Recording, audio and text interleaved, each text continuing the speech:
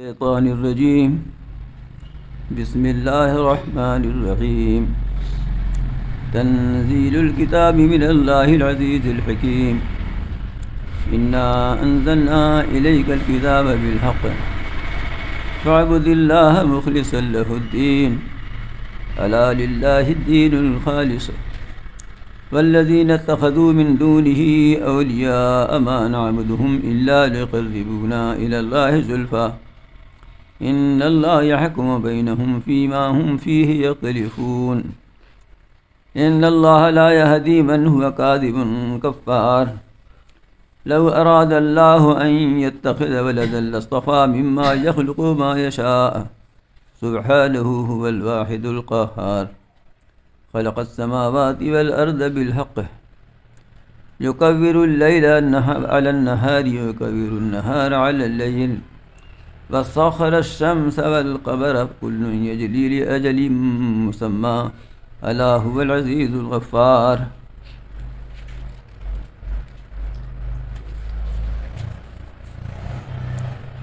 خلقكم من نفس واحدة ثم جعل منها زوجها فأنزل لكم من الأنعام ثمانية أزواج يخلقكم في بطون أمهاتكم خلقا من بعد خلق في ظلمات ثلاث ذلكم الله ربكم له الملك لا إله إلا هو فأنى تصرفون.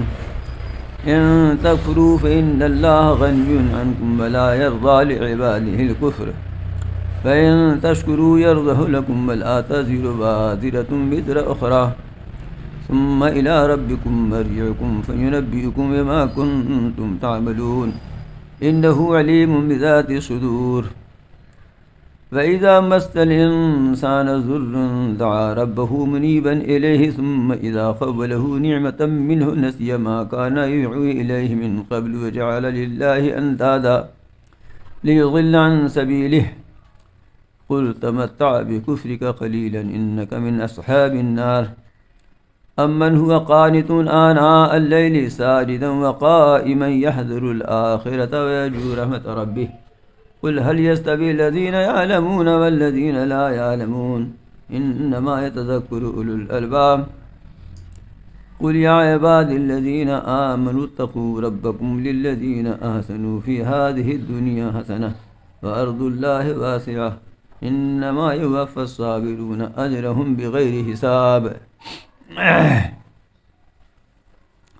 قل إني أمرت أن أعبد الله مخلصا له الدين وأمرت أن أكون أول المسلمين.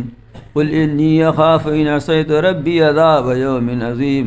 قل الله عابد مخلصا له ديني فاعبدوا ما شئتم من دونه قل إن الخاسرين الذين خسروا أنفسهم وأهليهم يوم القيامة ألا ذلك هو الخسران المبين.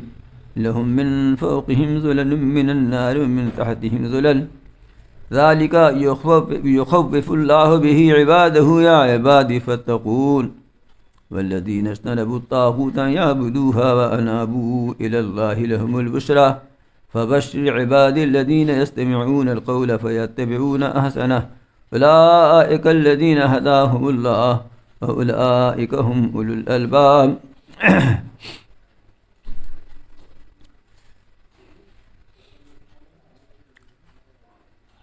أفمن حق عليه كلمة العذاب أفأنت تنقذ من في النار لكن الذين اتقوا ربهم لهم غرف من فوقها غرف مبنية تجري من تحتها الأنهار وعد الله لا يخلف الله الميعاد صدق الله العلي العظيم وبلغ رسوله النبي الكريم ونحن على ذلك من الشاهدين والشاكرين.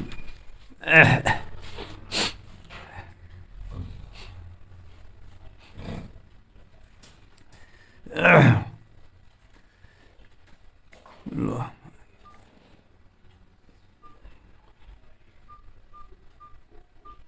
یہ سورہ زمر ہے.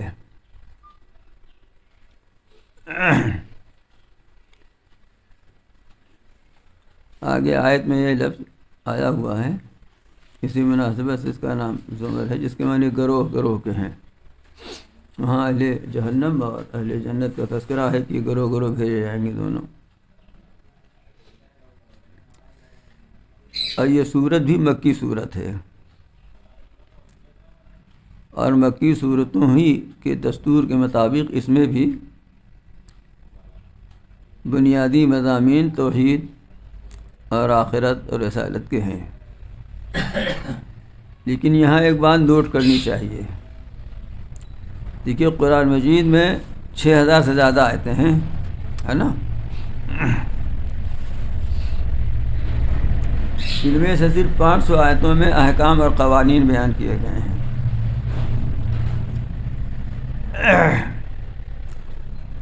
پہلے آپ یہ مان لیجئے کہ 1/12 حصہ، 12واں حصہ قوانین اور احکام پر مشتمل ہے۔ باقی کچھ قصص ہیں، امثال ہیں، ان کچھ واقعات اور قصے ہیں انبیاء کرام کے اور ان کی امتوں کے، کچھ مثالیں ہیں، اور زیادہ تر حصہ یہی توحید و آخرت اور رسالت کے بیان پر مشتمل ہے۔ ایک بات یہ نوٹ کیجئے۔ دوسری بات یہ ذہن نشین کیجئے کہ یہ کتاب قیامت تک کے لیے ہے، تو یہ مضامین قیامت تک کے لیے ہیں۔ قیامت تک یہ کتاب پڑھی جائے گی تو یہ مضامین پڑھے جائیں گے۔ کوئی اگر ترجمہ بیان کرے گا، تفسیر بیان کرے گا، تو جو کچھ مضامین اس میں ہیں وہی بیان کرے گا، جن میں زیادہ تر حصہ یہی توحید آخرت اور رسالت کا ہے۔ اس سے یہ بات ظاہر ہوئی کہ اس مضمون کی ضرورت قیامت تک رہے گی، اور ایسی ہی نہیں ضرورت رہے گی بلکہ اہمیت کے ساتھ اس کی ضرورت رہے گی۔ اب اگر آپ غور کیجئے موجودہ دور میں کہ اس وقت مسلمانوں کی تعداد دنیا بھر میں 1 ارب سے زائد ہے نا،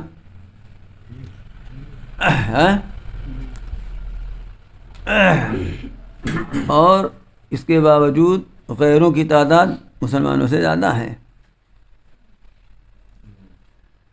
اور ان غیروں میں جاہلی تو نہیں ہے سب، اس زمانے کے بڑے بڑے ایوارڈ پانے والے یہی غیر ہی ہیں۔ کوئی ایوارڈ ملتا ہے، چاہے بے حیائی کا ملے، بے شرمی کا، ناچنے گانے کودنے کا ملے، حسن و جمال اور خوبصورتی کا ملے، اور چاہے سائنس اور میڈیکل سائنس کا اور اس کا ملے، زیادہ تر انعام پانے والے بھی یہی ہیں، زیادہ تر ڈگری یافتہ بھی یہی ہیں۔ اور یہ سب اللہ میں پتہ تھا، نہیں پتہ تھا کہ اتنے پڑھے لکھے لوگ سب ہوں گے، اس کے باوجود اللہ تعالیٰ نے یہ آیتیں اس کثرت کے ساتھ نازل فرمائی ہیں۔ اس کا کیا مطلب ہے؟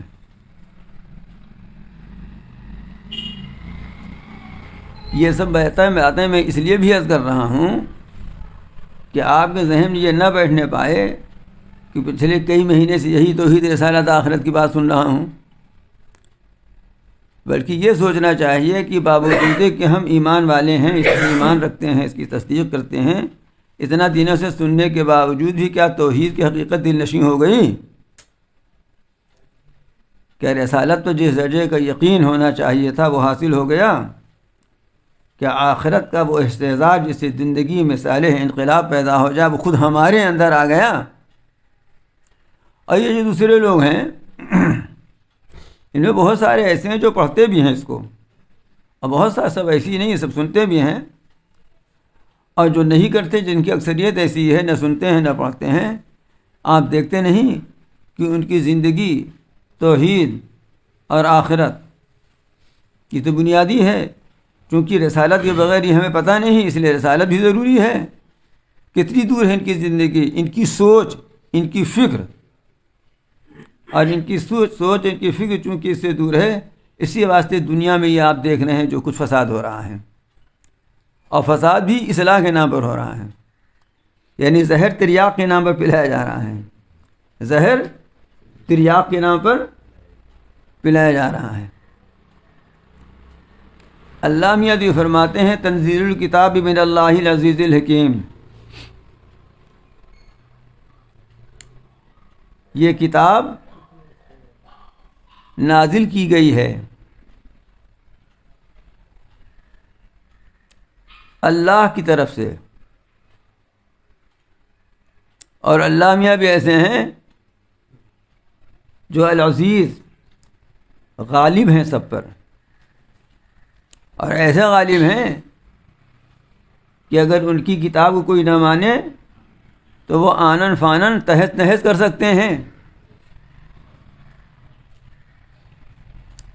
لیکن باوجود ایسے غالب اور ایسے زبردست ہونے کے ان کی کتاب کو لوگ مذاق بھی اڑاتے ہیں تو بھی وہ تہس نہس نہیں کر رہے ہیں، اس لیے کہ الحکیم وہ حکمت والے بھی ہیں، لہذا چونکہ ان کی حکمت اور مصلحت کا تقاضا یہ ہے کہ ان کو مہلت دو، اس لیے وہ مہلت دے رہے ہیں مذاق اڑانے والوں کو بھی، مخالفت اور عناد رکھنے والوں کو بھی۔ آگے اس کتاب کی شان بیان فرماتے ہیں، انا انزلنا الیک الکتاب بالحق، یقیناً ہم نے آپ کی طرف اے پیغمبر صلی اللہ علیہ وسلم یہ کتاب نازل کی ہے برحق، یعنی اس میں جو کچھ ہے سب سچ ہے، واقعی ہے، حقیقی ہے، کچھ اس میں ایسا نہیں ہے کہ حقیقت نہ ہو کر مجازی ہو جائے، جو کچھ ہے سب حق ہے اور حقیقت ہے۔ جب یہ بات ہے تو فاعبد اللہ مخلصا لہ الدین، خطاب خصوصی طور پر حضور صلی اللہ علیہ وسلم کو ہے، لیکن مخصوص سبھی ہیں، اس لیے آپ عبادت کیجیے اللہ تعالیٰ کی، اس کے لیے عبادت کو خالص کرتے ہوئے، دین سے مراد یہاں عبادت ہے، طاعت ہے، فرما برداری ہے،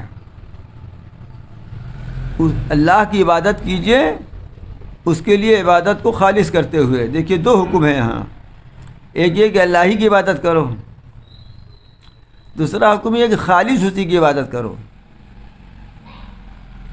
اس عبادت میں کوئی اور شریک نہ ہو۔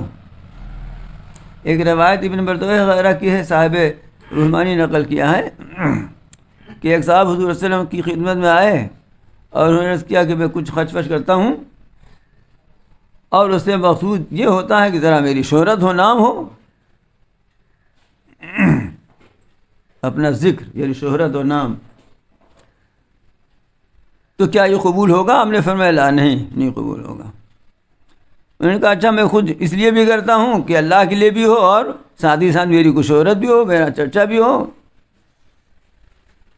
تو آپ فرمایا نہیں، یہ بھی نہیں، اور یہی آیت تلاوت کی کہ الا للہ الدین خالص کے بعد جو آیت آ رہی ہے، اللہ تعالیٰ کو خالص پسند ہے، خالص نہیں پسند ہے۔ آج کے لوگ خالص دودھ کو خالص دودھ کہتے ہیں، اور صحیح کہتے ہیں بیچارے، اگرچہ غلط سمجھتے ہیں لیکن کہتے صحیح ہیں، اس لیے خالص تو ہوتا نہیں، ہوتا تو خالص ہے نا۔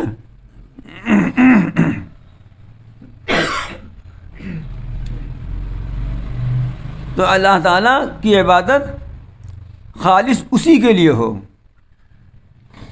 دوسرے کی شرکت حق تعالیٰ کو گوارا نہیں ہے، حتیٰ کہ اس حدیث نے یہ بتایا کہ دوسرے کی شرکت نیت کی حد تک بھی گوارا نہیں ہے، یعنی ایک تو یہ ہے کہ عمل سے اللہ میں کو بھی سجدہ کرے اور دوسروں کو بھی سجدہ کر لے، جیسا کہ مشرکین کرتے ہیں، اور مشرکین تو کرتے ہی ہیں، اب آپ کی برادری کے لوگ بھی کرتے ہیں، نہیں سمجھ میں آئی بات؟ آپ کی برادری بھی کرتی ہے، ہم چلو مسجدوں میں سجدہ کر لیتے ہیں اور کسی مزار میں بھی سجدہ کر لیں گے،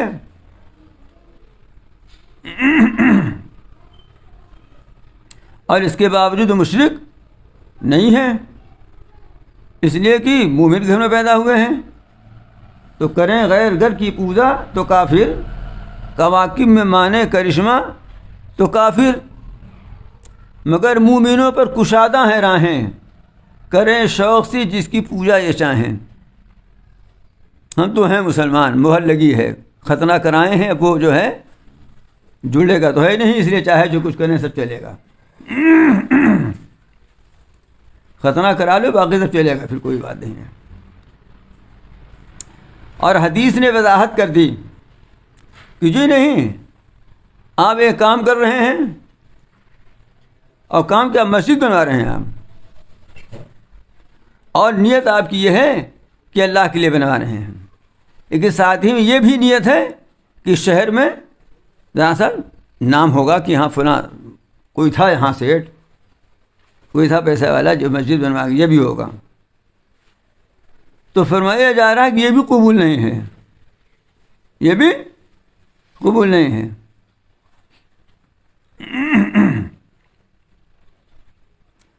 ارے صاحب، اگر کوئی بچوں کو کوئی چیز دیتا ہے، لو مل بانٹ کے کھا لو، تو لڑکے جھگڑنے لگتے ہیں نا.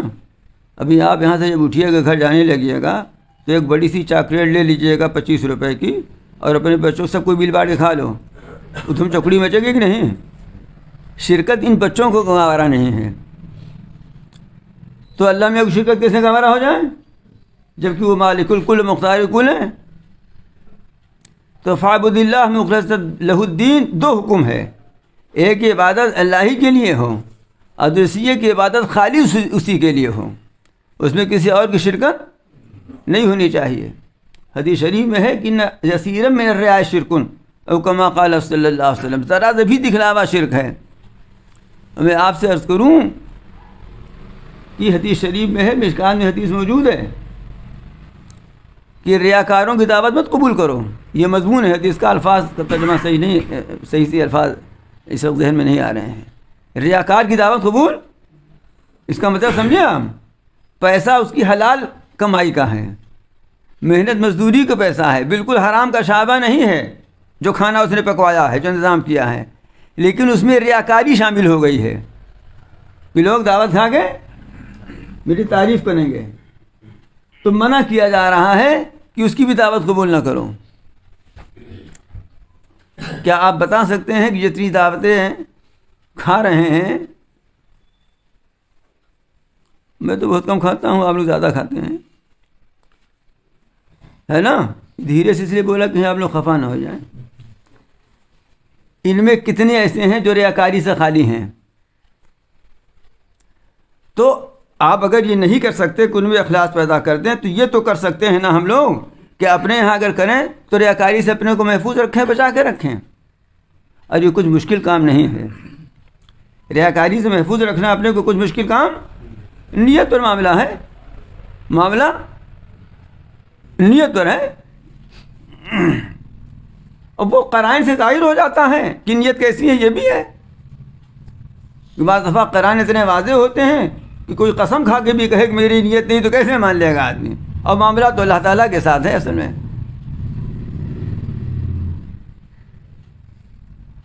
اللہ تعالیٰ نے کسی ایسے کام کو حکم ہی نہیں دیا ہے جو انسان کے بس میں نہ ہو. تو جب اللہ تعالیٰ اخلاص کو حکم دے رہے ہیں تو اس کا مطلب اخلاص ہمارے بس میں ہے، ہم ریاکاری سے بچ سکتے ہیں. کچھ مشکل کام نہیں، ہمت نہیں کرتے اس لیے نہیں بچ پاتے ہیں، ارادہ ہی نہیں کرتے، ہمت تو دور کی بات ہے، ارادے نہیں کرتے ہیں. تو ارشاد فرمایا کہ فاعبد اللہ مخلصا لہ الدین، اللہ کی عبادت کرو، اس کے لیے طاعت اور عبادت کو خالص کرتے ہوئے. الا للہ الدین الخالص، دیکھو اللہ ہی کے لیے ہے خالص عبادت.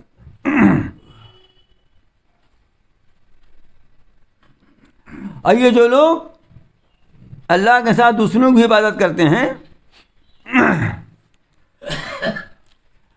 اور جب کوئی روک ٹوک کرتا ہے اور آپ کہتے ہیں، منع کرتے ہیں، تو یہ کہتے ہیں، یہ جواز پیش کرتے ہیں اس زمانے کے مشرکین اور آج کے بھی، کہ ہم ان کو کچھ خدا کے برابر نہیں سمجھتے ہیں، لیکن اللہ تعالیٰ تک پہنچنے کے لیے بڑی دربار ہے، سیڑھی چاہیے. تو ہم ان کی عبادت اس لیے کرتے ہیں تاکہ ہمیں اللہ کے قریب کر دیں، تاکہ ہمیں اللہ کے قریب کر دیں. اللہ تعالیٰ کا معاملہ یہ ہے کہ وہ دربار اتنی بڑی ہے، اتنی بڑی ہے کہ وہاں آدمی سیڑھی لگا کے نہیں پہنچ سکتا، لفٹ سے بھی نہیں پہنچ سکتا، اتنی اونچی دربار ہے. اسی لیے اللہ تعالیٰ نے وہاں پہنچنے کو بہت آسان کر دیا ہے. یہ حق تعالیٰ کی عجیب شان ہے کہ جو کام جتنا مشکل ہے اس کو اللہ نے اتنا ہی آسان کر دیا ہے. سمجھا؟ جو کام جتنا مشکل اللہ نے اس کو اتنا ہی آسان کر دیا ہے. آپ اندر چلے آئیے.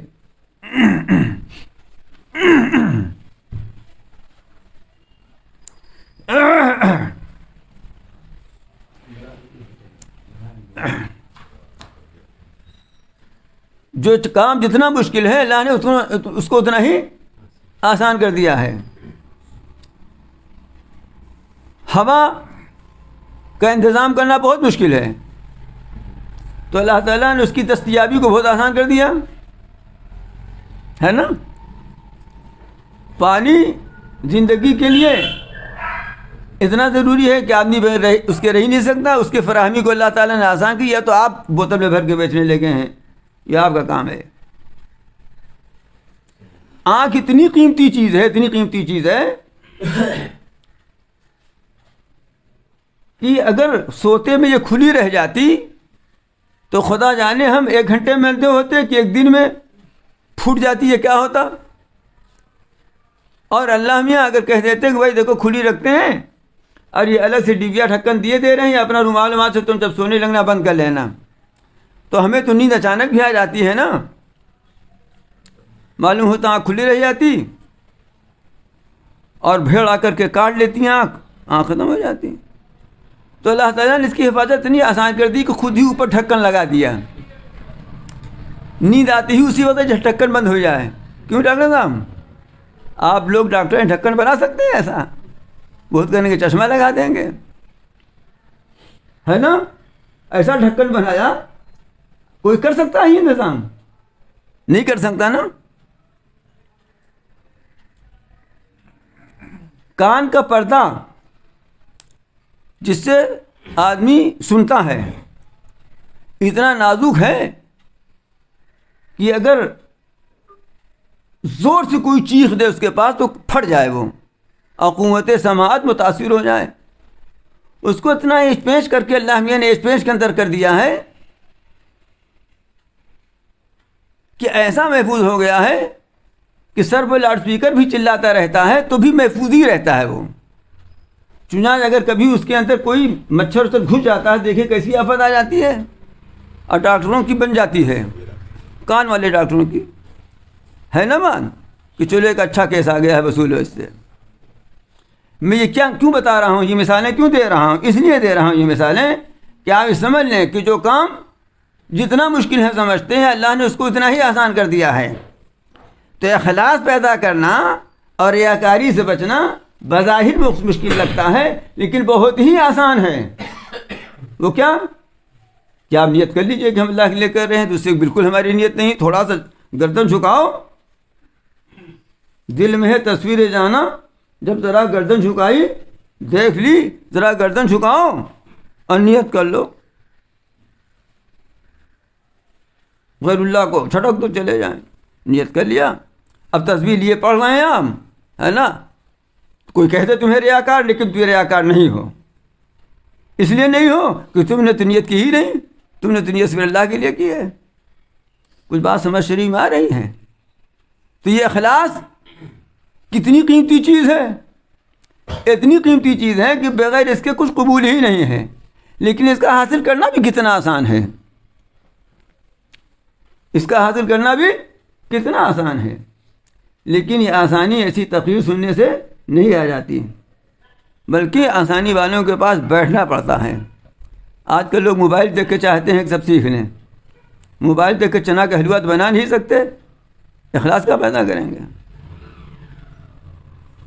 چنا کا حلوہ بہت سوچ سمجھ کے کہا ہے، کچھ نہیں بنا سکتے موبائل دیکھ کر کے. تو موبائل دیکھ کر کے یہ کیا کریں گے کہ دین سیکھیں گے؟ بہت آسان ہے، لیکن آسان کو بھی سیکھنا ہی پڑتا ہے نا. الا للہ الدین الخالص، سن لو کہ اللہ ہی کے لیے ہے خالص عبادت. اور یہ جو لوگ غیروں کی عبادت کر رہے ہیں اور کہتے ہیں کہ اس بارگاہ تک پہنچنے کے لیے ہمیں سیڑھی چاہیے، تو وہاں اس بارگاہ اتنی اونچی ایک سیڑھی کی ضرورت نہیں ہے. وہاں اللہ نے وہاں تک پہنچنے کو آسان بنا دیا ہے. وہاں تک پہنچنے کو اللہ تعالیٰ نے آسان بنا دیا ہے، کوئی واسطہ نہیں. صرف یہ کہو الحمدللہ رب العالمین الرحمن الرحیم مالک یوم الدین. صرف اتنا اللہ میاں کی تعریف کر دو، اور اللہ میاں کی تعریف کرنے کے بعد کہہ دو ایاک نعبد، ہم تو صرف آپ ہی کی عبادت کرتے ہیں. اس کے بعد ڈائریکٹ کہہ دو کہ ایاک نستعین، ہم آپ ہی سے مدد چاہتے ہیں. بیچ میں کوئی سیڑھی ہے؟ بیچ میں ہے کوئی سیڑھی؟ کتنا آسان کر دیا انہوں نے اپنے تک پہنچنے کو. اور یہ کہتے ہیں کہ ہمیں سیڑھی چاہیے. فرماتے ہیں والذین اتخذوا من دونہ اولیاء ما نعبدہم الا ليقربونا الی اللہ زلفیٰ.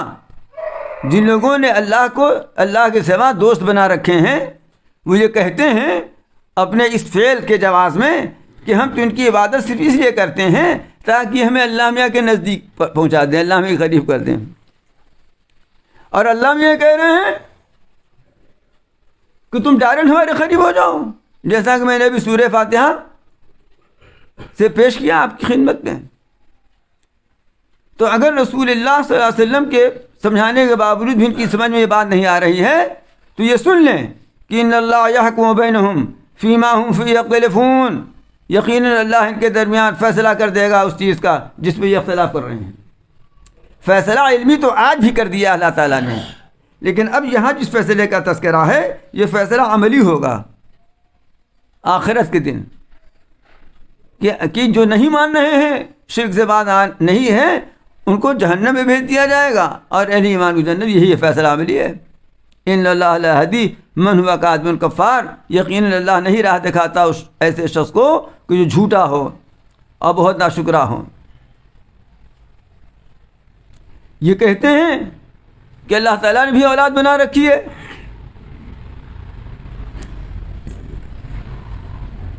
جیسا کہ عیسائیوں اور بعض یہودیوں کا خیال ہے، اور بعض قبائل عرب کا خیال تھا کہ فرشتے اللہ کی بیٹیاں ہیں. تو اللہ تعالیٰ یہ فرماتے ہیں کہ دیکھو اللہ تو ایک ہے نا. اللہ میاں کے سوا جتنی چیز ہے وہ سب اس کی مخلوق ہے. تو اللہ کی اولاد جو ہوگی اللہ کے سوا ہی ہوگی نا، تو وہ بھی مخلوقی ہوگی، وہ بھی مخلوقی ہوگی. اور اولاد باپ کی جنس اور باپ کی قوم سے ہوتا ہے. تو اللہ تو خالق ہے، مخلوق ہے نہیں. اور اولاد مخلوق ہو تو باپ کی جنس سے، باپ کی برادری سے نہیں ہوا نا، تو اولاد ہونا ممکن ہی نہیں ہے. اور پھر اس طرح کی اولاد ہونا ناممکن ہونے کے ساتھ ساتھ یہ باعث توہین ہے، یہ نقص اور عیب ہے. جس طرح سے کہ آدمی کے اگر لڑکا پیدا ہو، لڑکی پیدا ہو تو ٹھیک ہے، لیکن اگر آدمی یعنی عورت کے پیٹ سے بندریا پیدا ہو جائے، کتیا اور بلی پیدا ہو جائے تو یہ عیب ہے کہ ہنر ہے؟ کہیں گے نا ارے صاحب تمہارا اخبار میں آ جائے گا، دیکھیے یہ ہوا، بیچاری کو پتہ نہیں کیا کیا لوگ سمجھیں. ایسا کسی کو پیدا کبھی ہو جاتا ہے تو کہتے ہیں راکشس پیدا ہو گیا. یہ سب تو بچپن سے ہم لوگ سنتے چلے آ رہے ہیں نا بات. تو معلوم ہوا کہ اولاد جنس سے ہونا چاہیے، اور اللہ تعالیٰ تو واحد ہیں، ایک ہیں، احد ہے وہ. تو ان کے لیے اولاد ماننا یہ ان کے لیے عیب کی بات ہے، عیب لگانا ہے، اور اللہ تعالیٰ تو عیب سے پاک ہے. لو اراد اللہ ان یتخذ ولدا لاصطفیٰ مما یخلق ما یشاء. اگر اللہ تعالیٰ یہ ارادہ کرتا کہ کوئی اولاد بنائے تو چنتا اپنی مخلوق میں سے جو چاہتا، اس لیے وہ مخلوقیت ہوتی نا. سبحانہ، وہ تو اس سے پاک و برتر ہے. هو اللہ الواحد القہار. وہ اللہ ایک ہے، اس کی جن اس کی برادری کوئی ہے ہی نہیں. القہار، غالب ہے سب پر. وہ تو خالق ہے. خلق السماوات والارض بالحق. اس نے آسمانوں اور زمین کو حکمت کے ساتھ پیدا کیا ہے.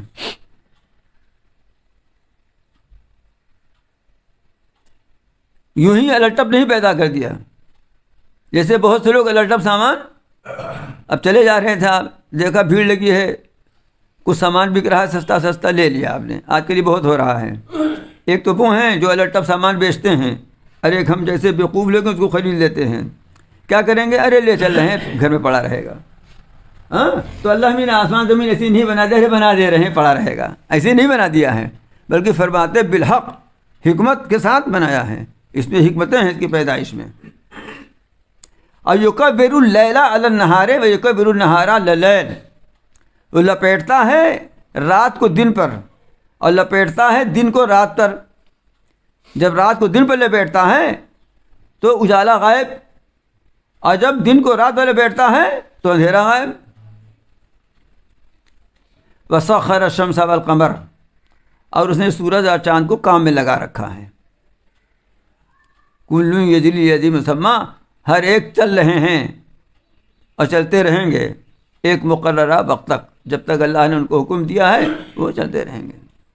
دیکھیے یہ ہے بات.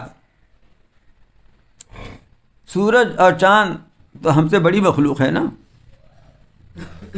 ہم اس کے سامنے کچھ بھی نہیں ہے، ایک ذرہ کے برابر نہیں سورج چاند کے سامنے، اتنی بڑی مخلوق ہے. لیکن اللہ تعالیٰ نے ان کو یہ عقل و شعور نہیں عطا فرمایا، اور ان کو جو حکم دے دیا اس حکم کے پابند ہیں. تو اللہ میاں ہمارے ساتھ بھی یہی کر سکتے تھے، ہمارے ساتھ بھی یہی کر سکتے تھے، لیکن ہمارے ساتھ یہ نہیں کیا. ہمیں عقل و شعور عطا فرمایا، فہم و ادراک کی نعمت سے سرفراز فرمایا. اب اسی لیے ہمارے لیے جنت و جہنم بنائی. یہ اللہ کا ہمارے اوپر فضل ہے، اور ہمارا امتحان بھی اس میں ہے. ورنہ چاند سورج کی طرح ہوتے، نہ جنت ہوتی ان کے لیے، نہ جہنم ہوتی ان کے لیے. یہ ادراک شعور نہیں ان نعمتوں کا، یہ فہم ادراک نہیں. اللہ هو العزیز الغفار، سن لو، وہ غالب ہے اور بہت معاف کرنے والا ہے. یہ سب اپنی صفات بیان کرنے کے بعد ارشاد فرماتے ہیں کہ وہ غالب ہے، تمہیں ابھی ہلاک کر سکتا ہے، لیکن اتنا شرک کرنے کے باوجود بھی اگر تم تائب ہو جاؤ اور توبہ کر لو تو بہت غفار ہے، مغفرت کرنے والا بھی ہے، معاف کر دے گا تمہارے خطا. یہ انسان کے باہر کی دنیا کی جو چیزیں ہیں ان کو اپنی توحید کے دلائل میں اللہ تعالیٰ نے پیش فرمایا ہے. یہ آفاقی چیزیں ہیں، یہ انسان کے باہر کی دنیا. تم اپنے باہر، اپنے گرد و پیش، اپنے اطراف میں دیکھو اور اللہ کی توحید کا گن گاؤ. اب خود انسان کے اندر کی چیز اللہ تعالیٰ بیان فرما رہے ہیں کہ اس میں غور کرو، اس میں دیکھو، تو تمہیں معرفت اللہ تعالیٰ کی حاصل ہوگی، اللہ کی پہچان نصیب ہوگی. خلقکم من نفس واحدہ، اس نے تم کو ایک جان سے پیدا کیا، یعنی آدم علیہ السلام سے. ثم جعل منها زوجہا، پھر اس جان سے اس کا جوڑا پیدا کیا، یعنی ہوا علیہ السلام کو. پھر یہ تفصیل کے ساتھ پیچھے سورہ انبیاء میں بھی گزر چکی ہے تفصیل، اور ایک جگہ اور گزری ہے یہ تفصیل، اس کی تفصیلات گزری ہیں. اور پھر یہی نہیں کہ تم کو پیدا کر کے چھوڑ دیا، بلکہ وَأَنزَلَ لَكُم مِّنَ الْأَنْعَامِ ثَمَانِيَةَ أَزْوَاجٍ، اس نے اتارا تمہارے لیے جانوروں میں سے 8 قسمیں، یہ 8 قسم کے جانور بھی تمہارے نفع کے لیے اللہ تعالیٰ نے پیدا فرمائے.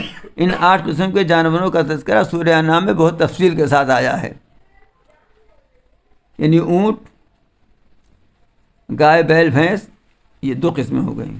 گائے، بیل، بھینس یہ سب ایک ہی قسم ہے، اونٹ ایک قسم ہے 2، اور بھیڑ اور بکری یہ 4 قسمیں، نر و مادہ مل کر کے 8 قسمیں ہو گئیں. ان کا ذکر اس لیے کیا کہ انسان کے زیادہ کام آنے والے یہی 8 ہیں، ورنہ اور بھی سارے جانور ہیں، ساری مخلوقات ہیں، لیکن جتنا یہ ہماری ضرورتیں پوری کرتے ہیں اور ہر وقت ان کی ہمیں ضرورت ہے اتنا اور نہیں ہیں. تو جو اہم زیادہ ہے اس کو ذکر فرما دیا. اور پھر دیکھو تم کو بھی کس طرح پیدا کرتے ہیں. یخلقکم فی بطون امہاتکم خلقا من بعد خلق فی ظلمات 3. اللہ تعالیٰ تم کو پیدا کرتا ہے تمہاری ماؤں کے پیٹوں میں، ایک کیفیت کے بعد ایک کیفیت سے 3 اندھیریوں میں. جب ڈاکٹر لوگ آپریشن کرتے ہیں، آج کل دل کا بھی ہوتا ہے، دماغ کا بھی ہوتا ہے، تو آپریشن تھیٹر میں اندھیرا کر دیتے ہیں کیا ڈاکٹر صاحب؟ بلکہ اور اجالا کر لیتے ہیں تاکہ ایسا نہ ہو کہیں کہ اندھیرے میں کوئی رگ وگ ادھر ادھر ہو جائے. واہ اللہ میاں، اللہ میاں اتنی بڑی بڑی مشین بنا رہے ہیں جس میں اتنے باریک باریک پرزے ہیں، اتنے باریک باریک نسیں ہیں، اتنے باریک باریک ریشے ہیں کہ ان کو دیکھنے کے لیے ہی بعض اوقات آنکھوں میں خوردبین لگانی پڑتی ہے. اور یہ سب کہاں بنا رہے ہیں؟ اندھیرے میں. وہ اندھیرا بھی ایک نہیں بلکہ 3 اندھیرا. ایک تو ماں کے پیٹ کا اندھیرا، کتنوں پل پہ جلاؤ، ماں کے پیٹ میں جانا ہے کہیں. پھر ماں کے پیٹ میں بھی رحم یعنی بچے دانی، اور پھر اس میں بھی بچہ جھلی میں رہتا ہے جو بچے کے ساتھ نکل آتی ہے. 3 اندھیروں میں آپ کی آنکھ بنائی جا رہی ہے، آپ کا کان بنایا جا رہا ہے، جی آپ کا دماغ بنایا جا رہا ہے، اور آپ کے دل کی رگیں درست کی جا رہی ہیں. اور پھر اسی کے ساتھ ساتھ ان کے اندر ایسی صلاحیتیں ودیت کی جا رہی ہیں، ایسی صلاحیتیں ودیت کی جا رہی ہیں کہ اگر دین کی راہ پر چلتے ہیں تو کیسے کیسے اولیاء اللہ، حتیٰ کہ نبی اور رسول بھی انہی میں سے بنا کے بھیجا، اور دنیا کی راہ پر چلتے ہیں تو ایسے ایسے سائنسداں کہ جنہوں نے میزائل اور کیا کیا بنا دیا. کس مشین نے بنائی ہے سب؟ وہ مشین جو 3 اندھیریوں میں بنائی گئی ہے.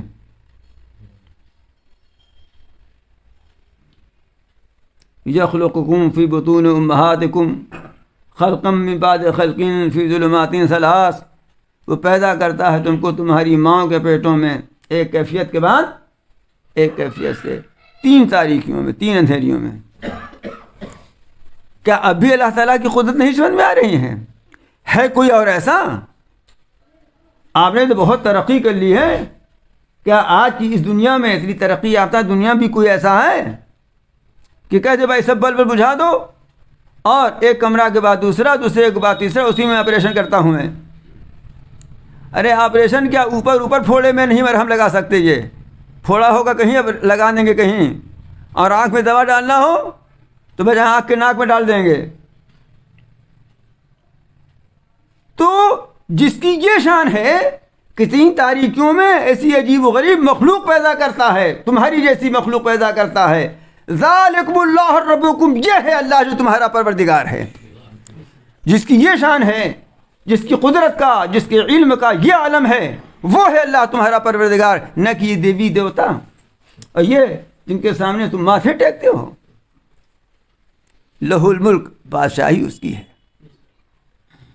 لا الہ الا ہو، تو پھر معبود بھی وہی ہے.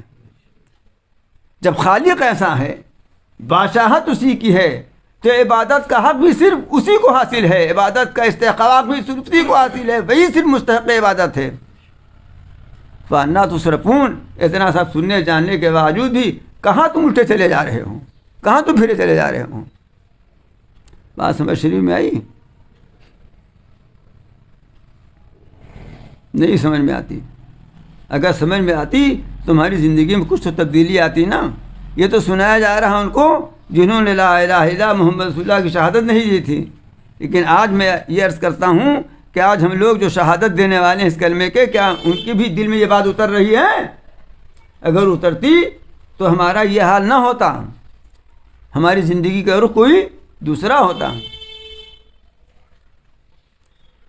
آگے ارشاد فرماتے ہیں کہ ہم تم کو اتنا زور دے کر سمجھا رہے ہیں طرح طرح سے کہ تمہارے گرد و پیش کی دنیا کی مثالیں دے کر اپنی توحید سمجھا رہا ہوں، پھر تمہاری ذات میں اپنی قدرت اور اپنے علم اور اپنی تخلیق کی کرشمہ سازیاں دکھلا کر کے بتلا کر کے تمہیں سمجھا رہا ہوں. یہ سب کچھ اس لیے نہیں کر رہا ہوں کہ میری کوئی غرض ہے، یہ سب ہم اس لیے نہیں کر رہے ہیں کہ میری کوئی غرض ہے، کوئی ہم کو ٹیوشن فیس چاہیے، کوچنگ چلا رہے ہیں ہم، اس لیے ہم نہیں کر رہے ہیں یہ سب. اس لیے اگر تم نہیں مانتے تو نہ مانو، ہم بے نیاز ہیں. ان تکفروا فإن اللہ غنی عنکم، لہذا اگر تم ناشکری کرو گے اور نہ مانو گے تو اللہ تعالیٰ تم سے بے نیاز ہے. لیکن ایک بات بتا دیتا ہوں کہ بے نیاز تو ہے، ولا یرضی لعباد الکفر، لیکن وہ اپنے بندوں کے لیے کفر پسند نہیں کرتا. اتنا سمجھ لو، ہمیں تمہارے ایمان کی، تمہاری اطاعت کی کوئی ضرورت نہیں ہے، ہم بے نیاز ہیں. لیکن اتنی بات تمہیں بتا دیتا ہوں کہ تم نے میری علم کا جلوہ دیکھا، میری قدرت کا تماشا دیکھا، تب اس کے بعد یہ سمجھو کہ تم ہمیں راضی رکھنا چاہتے ہو یا نہیں، تمہارے لیے ہمیں راضی رکھنا ضروری ہے یا نہیں، یہ سمجھ لو. اب اس کے بعد ہم تمہیں بتاتے ہیں کہ وَلَا يَرْضَىٰ لِعِبَادِهِ الْكُفْرَ، وہ اپنے بندوں کے لیے کفر سے راضی نہیں، کہ اس کو پسند نہیں کرتا. وَإِن تَشْكُرُوا يَرْضَهُ لَكُمْ، اور اگر تم شکر ادا کرو گے تو وہ اس کو تمہارے لیے پسند کرتا ہے.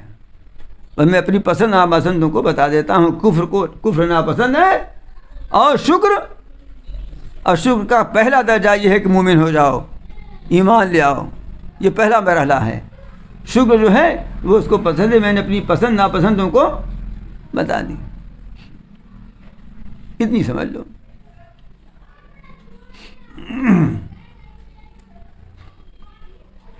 بلا تزر وازرۃ وزر اخری، اب کوئی جان دوسرے جان کا بوجھ نہیں اٹھا سکتی. جو وہ بھی کہتے تھے نا بعض بار، کہہ رہے چلو ٹھیک ہے جی، تم سے ادھر نہ جاؤ، ڈروا رہے ہیں عذاب سے نا، تمہارا حصہ ہم اپنا اٹھا لیں گے، جانے دو. تو فرماتے ہیں کوئی جان دوسرے جان کا بوجھ نہیں اٹھا سکتی. دیکھیے ایک بات اور سمجھ لیجیے، اس دنیا میں جو کچھ ہو رہا ہے اللہ تعالیٰ کے چاہے بغیر نہیں ہو رہا ہے. اللہ چاہتا ہے تو ہوتا ہے، نہیں چاہتا تو نہیں ہوتا.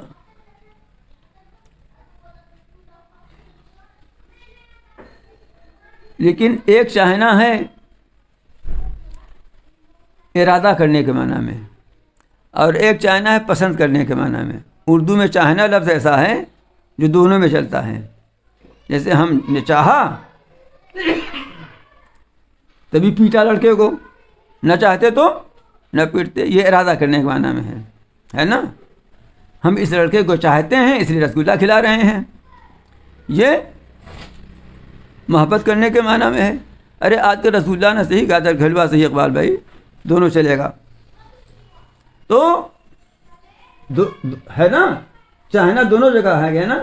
لیکن ایک جگہ چاہنا ارادہ کرنے کے معنی میں، محبت سے تھوڑے مار رہا ہے، اور گاجر کا حلوہ کھلا رہا ہے دشمنی میں تھوڑی، اس لیے کچھ میں زہر نہیں ملا ہے، محبت سے کھلا رہا ہے. لیکن دونوں کے لیے لفظ چاہنا ہے. باسمت شریف میں آئی نا. یہ مثال میں اس لیے دے رہا ہوں کہ عربی میں ارادہ اور مشیت کا ترجمہ بھی چاہنا ہے، اور رضا جس کا ترجمہ ہم پسند کر دیتے ہیں اس کو بھی چاہنا کہہ دیتے ہیں. تو اللہ تعالیٰ جو کچھ چاہتے ہیں، جس چیز کا ارادہ کر دیں وہی یہاں ہوتا ہے. لیکن جو کچھ اللہ چاہتے ہیں سب کو پسند کرتے ہوں ایسا نہیں ہے. آپ بھی یہی ہے، آپ بھی جو کچھ چاہ کے کرتے ہیں سب پسند ہی نہیں ہے آپ کو. مثلا یہ کہ آپ چاہتے ہیں آپ تبھی اسپتال جاتے ہیں. کیا اسپتال جانا پسند ہے کیا کسی کو؟ کوئی پسند کرتا ہے کہ ہم مریض بیمار ہو کر اسپتال جائیں؟ ڈاکٹر بن کے جانا تو پسند ہے لوگوں کو، لیکن بیمار ہو کے جائیں نہیں پسند ہے نا. لیکن جاتے تو ہیں اپنی چاہنے ہی سے، اپنے ارادے ہی سے، نہیں نہ جائیں. بات سمجھ شریف میں آئی. لڑکے کو پٹائی کر دی تو کیا چاہا ارادہ کیا تبھی پیٹا نا. لیکن کیا پسند بھی ہے؟ پسند تو یہی ہے کہ ایسی حرکت نہ کرتا کہ ہم کو غصہ آتا اس کی پٹائی کر دیتے، پسند نہیں ہے نا. تو معلوم ہوا کہ ہم بھی بات چیت اپنے ارادے سے کرتے ہیں اگرچہ ہمیں پسند نہیں ہے. نہایت کڑوی دوا ہے. چرایتا اتنی کڑوی چیز ہے، پہلے ملیریا میں پلا دیتے تھے. ایک دفعہ ہمارا بخار نہیں اتر رہا تھا تو ہمارے ایک دوست لے آئے چرایتا کہ وہ صاحب، میں نے کہا بخار اترے نہ اترے لیکن اس کا پینا مشکل ہے. لیکن آدمی بخار نہیں طرح پیے گا، ہے نا؟ تو چاہا تبھی تو پیا نا، لیکن پسند نہیں. ہم بھی کرتے ہیں. تو اسی طرح سے اللہ تعالیٰ جو کچھ چاہتے ہیں وہی ہوتا ہے، لیکن جو کچھ چاہتے ہیں وہ پسند ہی ضروری نہیں ہے. اس لیے فرما رہے ہیں کہ کفر ان کو پسند نہیں ہے اور شکر ان کو پسند ہے. اگرچہ کافر بھی اگر اللہ میں نہ چاہیں تو کفر نہیں کر سکتا، جیسے کہ سورج کو نہیں چاہتے تو نہیں کر رہا ہے. یہ تکوینیات ہیں. ہاں، وہ اگر بت کے سامنے سجدہ کرنا چاہے، اللہ میں موڑی اسی بتائیں دیں، کیسے کرے گا؟ بس شرح میں آ رہی ہے نا. لیکن چونکہ اللہ تعالیٰ نے اختیار دیا ہے اور فہم ادراک بھی دیا ہے، اس لیے اس کو اتنی مہلت، اتنی چھوٹ اس کو عطا فرما دی. اللہ کو پسند نہیں ہے، یہ بتا دیا کہ یہ ہماری پسند ہے، یہ ہماری ناپسند ہے. کفر ہماری ناپسند ہے اور شکر ہماری پسند ہے. اور ہماری پسند ناپسند جان لینے کے بعد یہ نہ سمجھو کہ اتنے ہی میں چھوڑ دیں گے. ہم اتنے میں چھوڑیں گے نہیں. ایک وقت آئے گا ہم تم سب کو اپنے پاس بلائیں گے اور اس وقت جس نے پسند پر عمل کیا ہوگا اس کو نوازیں گے اور جس نے ناپسند پر عمل کیا ہوگا اس کو سزا دیں گے. ثم الی ربکم مرجعکم فینبئکم بما کنتم تعملون. پھر تمہارے رب کے پاس تمہیں لوٹ کر آنا ہوگا، پھر وہ تم کو جتلا دے گا جو کچھ تم کرتے تھے. انہ علیم بذات الصدور، وہ دل کی باتوں کو خوب جانتا ہے. تو جو تمہارے ظاہر سے اور جسم سے اور ہاتھ پیر سے ظاہر ہو گیا اس کو کیوں نہ جانے گا؟ جب دل کی باتوں کو جانتا ہے، اس کو جانتا ہے کس نے عبادت میں میرے ساتھ اپنی نیت سے دوسرے کو شریک کر لیا ہے، تو جو ہاتھ پیر اور پیشانی اور سر سے جو اعمال صادر ہو رہے ہیں ان کو نہیں جانتا وہ. لیکن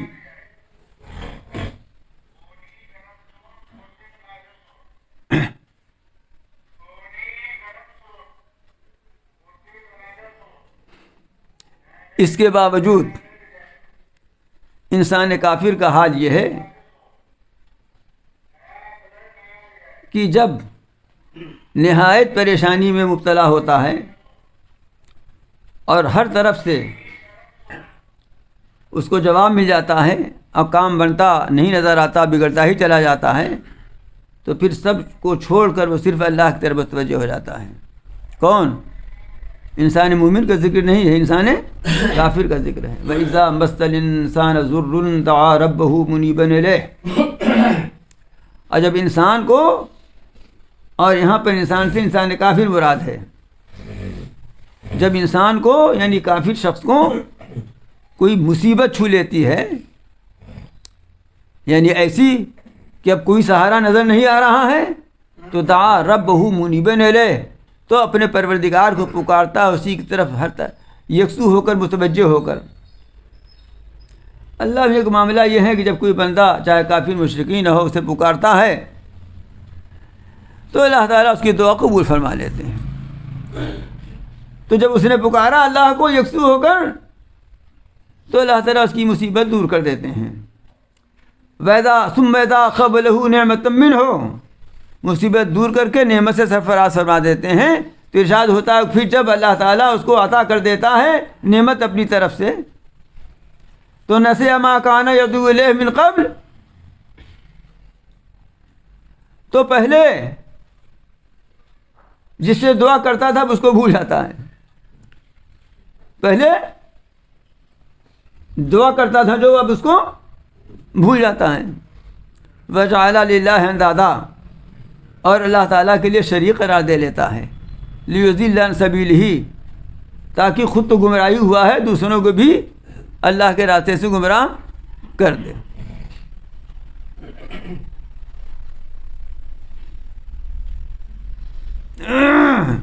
نوکری نہیں مل رہی تھی، آخر میں تھک ہار کر کے مسجد ہی میں پڑ گئے. اللہ والوں کے پاس جانے لگے، جن کے بارے میں اللہ والا ہونے کا نیک گمان تھا، وہاں جانے لگے، ان سے دعائیں کرانے لگے، ان کی خدمت کرنے لگے. روٹی روزی کا انتظام اللہ تعالیٰ نے کر دیا. جب پہلی تنخواہ ملی تو بجائے اس کے کہ اللہ کے راستے میں خوش خش کرتے، کیا کیا وہ آپ جانتے ہیں مجھ سے زیادہ.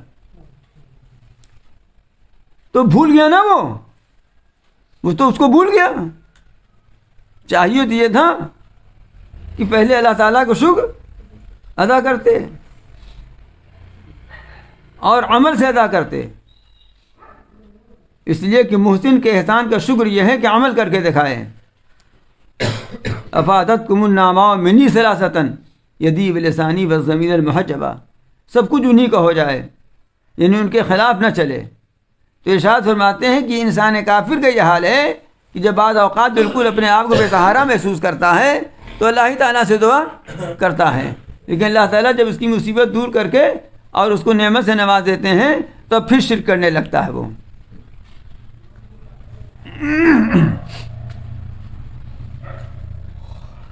جیسے جب ووٹ مانگنا ہوتا ہے تو رکشہ والے بھی ہاتھ جوڑ کے کھڑے ہو جاتے ہیں، اور جب منسٹر بن جاتے ہیں تو رکشہ کا مالک بھی کر چلا جائے تو گیٹ کے اندر نہیں، گیٹ کے پاس بھی نہیں پھٹکنے دیتے، ہے نا مان.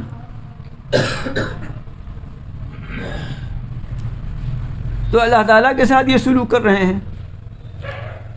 اللہ تعالیٰ ارشاد فرماتے ہیں کہ یہ دنیا ہم نے دارالامتحان بنائی ہے، یہ دارالجزا نہیں ہے، اور یہاں فوراً کا فوراً ہم سزا دینے کا دستور نہیں بنائے ہوئے ہیں، اگرچہ کبھی یہ بھی ہو جاتا ہے. اس لیے پیغمبر صلی اللہ علیہ وسلم آپ ان سے کہہ دیجئے کہ تمتع بالکفر کا قلیلا، اپنے کفر کے مزے اڑا لو تھوڑا سا، اپنے کفر کے مزے اڑا لو تھوڑا سا. تھوڑا سا کا مطلب یہ بھی ہو سکتا ہے کہ اسی دنیا میں تھوڑے زمانے تک اڑا لو پھر سزا مل جائے گی، اور اکثر یہی ہوتا ہے. اور یہ بھی ہو سکتا ہے کہ دنیا کی جتنی بھی زندگی تمہاری ہو جائے، چاہے 150 سال 250 سال کی ہو جائے، وہ آخرت کے مقابلے میں تھوڑی ہے. تو اڑا لو تھوڑا سا مزہ یہاں کفر کا. اور اس کے بعد یہ ہوگا کہ انکا من اصحاب النار، یقیناً تم جہنم والوں میں سے ہو. پھر تو جہنم کے ایندھن بنا دیے جاؤ گے وہاں، جو مستی اڑا لو، تھوڑی سی اڑا لو مستی. یہ شخص جو ناشکری کرتا رہتا ہے، اللہ کی نعمتوں کا غلط استعمال کرتا رہتا ہے، یہ شخص اور ایک وہ شخص ہے کہ من هو قانت آناء اللیل ساجدا وقائما یحذر الآخرہ. نذیر بھائی، اللہ میں نے اچھی سی جیکٹ دے دی، پیر تک کی، ہے نا، سر سے لے کر پیر تک، ایسی گرم کی سردی بھی پناہ مانگ رہی ہے اس سے. تو اس لیے نہیں دیتی کہ نماز نہ پڑھیے، اس کو پہن کر چلے جائیے کمپنی گارڈن گھومنے کے لیے، اب منٹو پارک میں گشت کیجیے اور نماز چھوڑ دیجیے. سن رہے ہیں آپ حضرات؟ اللہ ہمیں نے کار دے دی اے سی والی، ایسی ویسی نہیں، تو اس لیے نہیں دے دی کہ گھومنا ہو تو اس پہ بیٹھ کے چلے جائیے، مسجد دور ہے. ارے کار ہے تو اس سے زیادہ بہتر کیا ہوگا کہ بیٹھو اکھٹ سے فجر کی نماز کے لیے مسجد پہنچاؤ. کیوں آری بھائی؟ حضرت مولانا محمد عیسیٰ صاحب رحمۃ اللہ علیہ بزرگ گزرے ہیں، حضرت تھانوی رحمۃ اللہ علیہ کے خلیفہ تھے، اور آپ کے ضلع الہ آباد ہی کے تھے. الہ آباد کو کیا سمجھتے ہیں آپ لوگ؟ یہاں کے امرود کا مقابلہ نہیں، بزرگوں کا مقابلہ کہا ہوگا. حضرت مولانا عیسیٰ صاحب رحمۃ اللہ علیہ الہ آبادی حضرت تھانوی رحمۃ اللہ علیہ کے اجل خلفاء میں سے ہیں. ہمیں کیا کروں، لوگ کہتے ہیں کم بولا کرو، میں تو چاہتا ہوں کم بولوں، لیکن بات سے بات نکلتی جاتی ہے، بات پھیل جاتی ہے.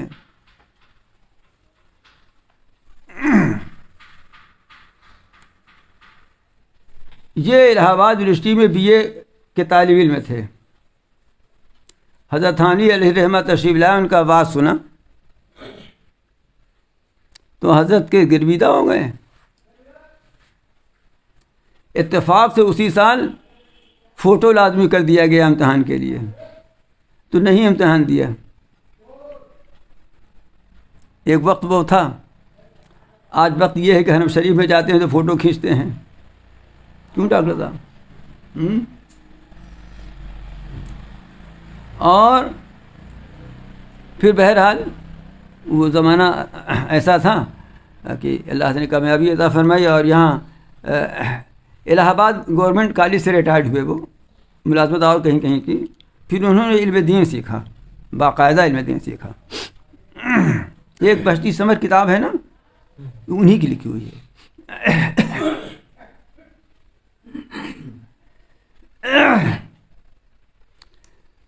اب بات بڑھ جائے گی، اس لیے جو سنانا چاہتا ہوں وہ سنا رہا ہوں. وہ جب ریٹائر ہو گئے تو اپنے گاؤں چلے گئے. ان کا گاؤں محی الدین پور ہے، لال گوپال گنج کے پاس. ان کے بہت سے قصے سب ذہن میں آ رہے ہیں، لیکن میں سب چھوڑتا ہوں اس لیے کہ 10 بج ہی گیا ہے.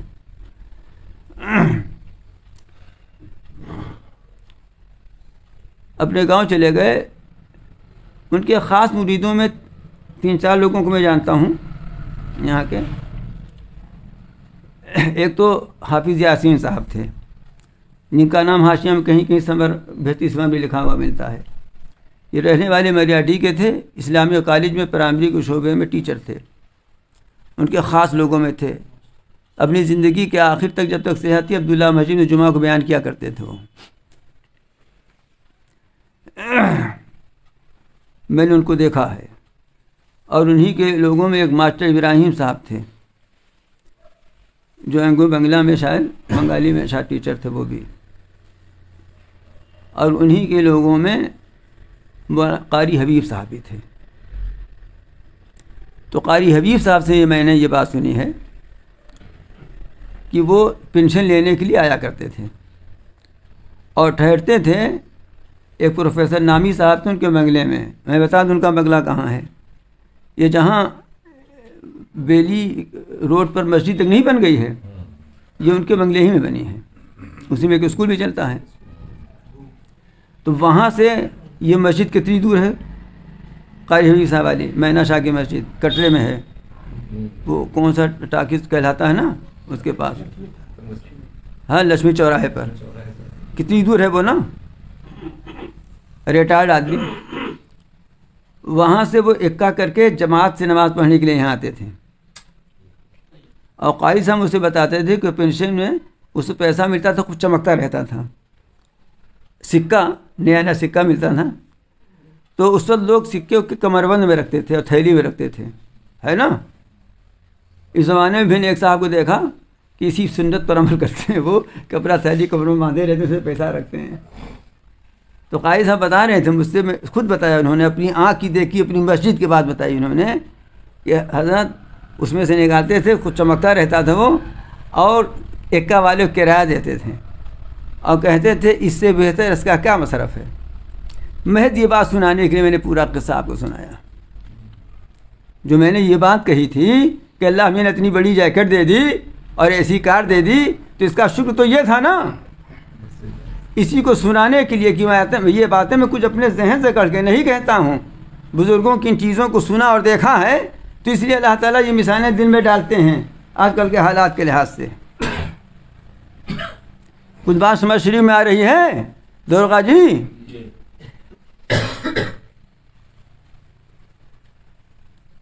اللہ کی نعمت اللہ کے راستے میں استعمال ہونی چاہیے. اللہ تعالیٰ نے گرم چادر بھی دے دی، کوٹ بھی دے دی، موزہ بھی دے دیا. پہلے تو یہ موزہ چمڑے والا جلدی دکھائی نہیں دیتا تھا. اب پیسہ پھینک، تماشا دیکھ، جتنا چاہو لے لو الہ آباد میں.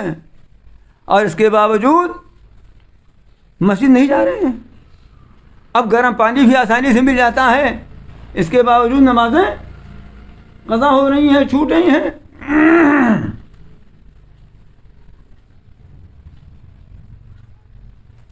تو یہ شکر ہے کہ کفر ہے؟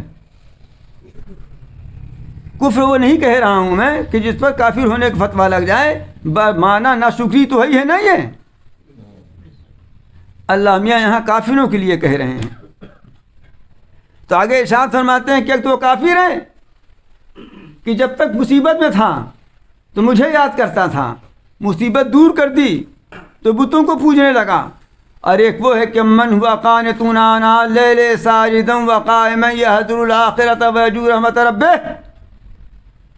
کیا وہ کہ جو عبادت کر رہا ہے رات کے اوقات میں، رات کی گھڑیوں میں سجدہ کرتے ہوئے اور قیام کرتے ہوئے، ہاں رات کے اوقات میں کبھی سجدے کی حالت میں ہے، کبھی قیام کی حالت میں ہے. اس کا مطلب یہ نہیں کہ رکوع نہیں کرتا، رکوع تو بیچ میں آ ہی جائے گا نا. کبھی سجدے کی حالت میں ہے، کبھی قیام کی حالت میں ہے. کیوں عبادت کر رہا ہے؟ یجحد الآخرۃ، آخرت سے ڈر رہا ہے کہ پتہ نہیں وہاں کیا انجام ہوگا. لیکن اس کے ساتھ ہی ساتھ یرجو رحمت ربہ، اپنے رب کی رحمت کا امیدوار بھی ہے. مومن کی شان یہی ہے کہ وہ بے خوف بھی نہیں ہوتا، نڈر بھی نہیں ہوتا اور مایوس بھی نہیں ہوتا. الایمان بین الخوف والرجاء، ایمان نام ہی اسی کیفیت کا ہے کہ ڈر بھی ہو اور امید بھی ہو، ڈر بھی ہو اور امید بھی ہو. تو ارشاد فرماتے ہیں کہ ایک وہ ہے اور ایک یہ ہے. کیا دونوں برابر ہو جائیں گے؟ کیا دونوں برابر ہو جائیں گے؟ تو معلوم ہوا کہ اوقات شب میں کچھ عبادت کر لینا. بزرگوں کے اقوال کی روشنی میں عرض کرتا ہوں کہ جس نے کچھ بھی نہیں کیا، صرف اتنا ہی کر لیا کہ مغرب اور عشاء کی نماز اور فجر کی نماز جماعت سے پڑھ لی، انشاءاللہ اس کا شمار ان میں ہو جائے گا. اور اگر جس نے یہ بھی کر لیا کہ کچھ اوابین کے رکعتیں بھی مغرب کے بعد پڑھ لی، تو اخلاص کے ساتھ، دکھلانے کے لیے نہیں، دل میں غرور پیدا کرنے کے لیے نہیں. اور جس نے یہ بھی کر لیا کہ آج کل تو رات بڑی بھی ہوتی ہیں، آج 5:25 پر، شاید 5:25-26 پر ختم تھا وقت، تو اب وہ جس نے یہ بھی کر لیا اگر تو، لیکن کس لیے کر لیا؟ یہ اصل بات ہے کہ کس لیے کر لیا. بتا دیا اس لیے کر لیا کہ یہ حضر الآخرہ، آخرت کے انجام کے ڈر سے. وَيَرْجُو رَحْمَتَ رَبِّهِ، اور اپنے رب کی رحمت کی امید کے ساتھ. جس نے یہ بھی کر لیا کیا کہنا ہے؟ قُلْ هَلْ يَسْتَوِي الَّذِينَ يَعْلَمُونَ وَالَّذِينَ لَا يَعْلَمُونَ. اے پیغمبر آپ کہیے کیا وہ لوگ جو علم والے ہیں اور وہ جو علم والے نہیں ہیں دونوں برابر ہو سکتے ہیں؟ جیسے علم عالم و جاہل برابر نہیں ہو سکتا، اسی طرح سے عبادت گزار اور ناشکرا برابر نہیں ہو سکتا. انما یتذکر اولو الالباب، نصیحت تو وہی لوگ حاصل کرتے ہیں جو عقل والے ہیں. معلوم ہے اتنا سننے کے بعد بھی اگر نصیحت حاصل نہ کی، اور نصیحت حاصل کرنے کا مطلب یہ ہے کہ عمل نہ شروع کیا، تو وہ عقل مندوں میں نہیں ہے، بلکہ بوڑا میں گھامڑ ہے. قُلْ يَا عِبَادِي الَّذِينَ آمَنُوا اتَّقُوا رَبَّكُمْ. اے پیغمبر صلی اللہ علیہ وسلم آپ کہہ دیجئے کہ اے میرے وہ بندو جو ایمان لائے ہو، اتقوا ربکم، اپنے رب سے ڈرو. ڈرو کا مطلب یہ ہے کہ ڈر کر اس کی فرما برداری کرو اور نافرمانی نہ کرو. تو اس وقت تم محسن ہو جاؤ گے، نیک کام کرنے والے ہو جاؤ گے. اور جو لوگ نیک کام کرنے والے ہو جاتے ہیں، للذین احسنوا فی ہذہ الدنیا حسنہ، وہ لوگ ان لوگوں کے لیے جنہوں نے نیک کام کیا، اچھے کام کیے، اس دنیا میں بھلائی ہے. جی، نیک کام کرنے والوں کے لیے اس دنیا میں بھی بھلائی ہے. یہ بھلائی کبھی کبھی نہاری اور گرم گرم نان کی شکل بھی مل جاتی ہے اکثر، اور کبھی اگر نہ ملی، رکھی ہی سکھی ملی، تو دل میں ایسا چین، ایسا سکون، ایسا اطمینان حاصل ہوتا ہے کہ بادشاہوں کو بھی نصیب نہیں ہے. وہ بظاہر وہ پھٹیچر ہوتا ہے لیکن دل کا وہ بادشاہ ہوتا ہے.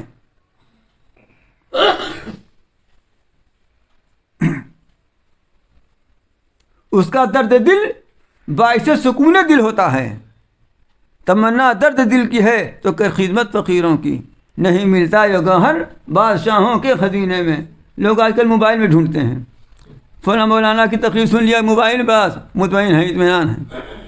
ہاں، تو موبائل کے ہاتھ پر دبایا کرو بھائی، موبائل کے ہاتھ پر دبایا کرو. ہاں، یہاں تو یہ کہا جا رہا ہے کہ تمنا درد دل کی ہے تو کر خدمت فقیروں کی. وہ فقیر چاہے عمدہ شال ہی اوڑھے ہوئے ہو، وہ والا فقیر نہیں، دوسرا فقیر ہے. یہ نحن الفقراء الی اللہ.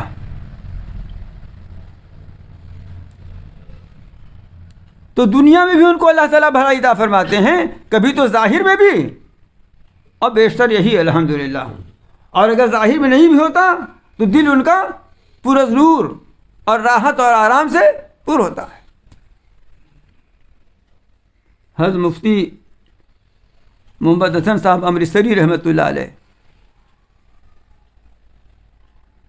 حضرت تھانوی رحمۃ اللہ علیہ کے بڑے خلفاء میں تھے۔ امرتسر گئے تھے، پاکستان بننے کے بعد پاکستان چلے گئے تھے، لاہور میں بہت بڑا مدرسہ جامعہ اشرفیہ قائم فرمایا۔ ان کے پیر میں کوئی بیماری ہو گئی تھی، بہت علاج کیا، ٹھیک ہوا نہیں، تو آخر میں ڈاکٹروں کی تجویز یہی ہوئی کہ کاٹنا پڑے گا پیر، اگر نہ کاٹا گیا تو پھر جان کا خطرہ ہے۔ اس زمانے میں آپریشن کے لیے اتنی زیادہ ترقی ہوئی نہیں تھی، اب تو پتہ ہی نہیں چلتا ہے، دل کا آپریشن ہو جاتا ہے نہیں پتہ چلتا، لیکن اس زمانے میں ایسا نہیں تھا کہ سن کر دیا جائے اس طرح سے کہ کچھ خبر نہ ہو۔ سن کرنے کا تو نکال آیا تھا، لیکن مفتی صاحب نے منع فرمایا کہ سن کرنے کی ضرورت نہیں ہے۔ پیر پھیلا دیا انہوں نے اور تسبیح لے لی اور سر جھکا لیا، پورا پیر کاٹا گیا، اس تک نہیں کیا،